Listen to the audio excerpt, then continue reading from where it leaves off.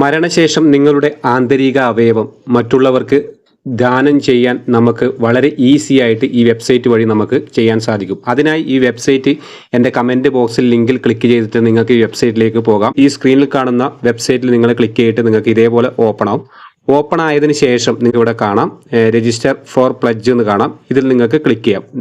താഴെ നിങ്ങൾക്ക് ടോട്ടൽ ഇതിൻ്റെ കൗണ്ട് കാണാം. ഒരാൾ രജിസ്റ്റർ ചെയ്തതിൻ്റെ കൗണ്ട് നിങ്ങൾക്ക് ഇവിടെ കാണാം. ഇതിൽ നിങ്ങൾ ക്ലിക്ക് ചെയ്തതിന് ശേഷം നിങ്ങളുടെ ആധാർ കാർഡ് നമ്പർ, നിങ്ങളുടെ 12 അക്ക ആധാർ കാർഡ് നമ്പർ നിങ്ങൾ ടൈപ്പ് ചെയ്യുക. അല്ലെങ്കിൽ നിങ്ങളുടെ ആധാർ കാർഡ് നമ്പറുമായി ലിങ്ക് ആയിട്ടുള്ള ഫോൺ നമ്പർ നിങ്ങൾ ടൈപ്പ് ചെയ്തതിന് ശേഷം നിങ്ങൾ വെരിഫൈ ചെയ്യുക.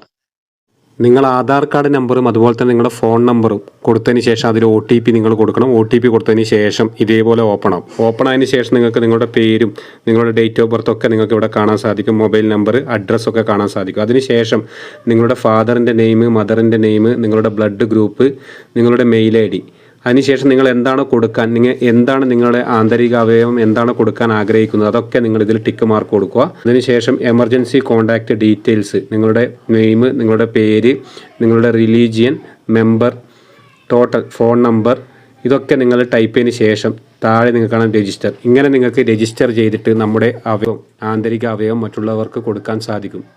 നിങ്ങൾ രജിസ്റ്റർ ചെയ്തതിന് ശേഷം ടോട്ടലായിട്ട് നിങ്ങൾക്ക് ഇതേപോലെ കാണാം. എൻ്റെ പേര് ഇവിടെ കാണാൻ സാധിക്കും. അതിനുശേഷം നിങ്ങൾക്ക് ആ QR കോഡുള്ള ഒരു സർട്ടിഫിക്കറ്റ് രൂപത്തിൽ നിങ്ങൾക്ക് സർക്കാരിൻ്റെ ഒരു സർട്ടിഫിക്കറ്റ് കിട്ടും. അതിനുശേഷം നിങ്ങൾക്ക് ഡൗൺലോഡ് ചെയ്തെടുക്കുക. ഇവിടെ ഡൗൺലോഡ് എന്നത് ക്ലിക്ക് ചെയ്തിട്ട് നിങ്ങൾക്ക് ഹിന്ദിയിലാണോ ഇംഗ്ലീഷാണോ മലയാളത്തിലാണോ വേണമെങ്കിൽ മലയാളം എന്നത് ക്ലിക്ക് ചെയ്തിട്ട് നിങ്ങൾ ഡൗൺലോഡ് എന്ന് ക്ലിക്ക് ചെയ്യുക. ഇങ്ങനെ ഡൗൺലോഡ് എന്ന് ക്ലിക്ക് ചെയ്യുമ്പോൾ നിങ്ങളുടെ ഫോണിൽ അത് ഡൗൺലോഡ് ആവും. അതിനുശേഷം നമുക്കത് ഓപ്പൺ ചെയ്ത് നമുക്ക് എടുക്കാം ആ സർട്ടിഫിക്കറ്റ്. ഇപ്പോൾ നമുക്കിതിൽ ഡ്രൈവിൽ നമ്മൾ ക്ലിക്ക് ചെയ്ത് കഴിഞ്ഞാൽ ഇതേപോലെ നിങ്ങളുടെ ഫോട്ടോ സഹിതം, ഇപ്പോൾ നിങ്ങളുടെ മൊത്തം ഡീറ്റെയിൽ ഇപ്പോൾ നിങ്ങൾക്ക് കാണാം. ഇതേപോലെ നമുക്ക് നിങ്ങളുടെ ഫോട്ടോ സഹിതം നിങ്ങൾക്ക് കാണാം.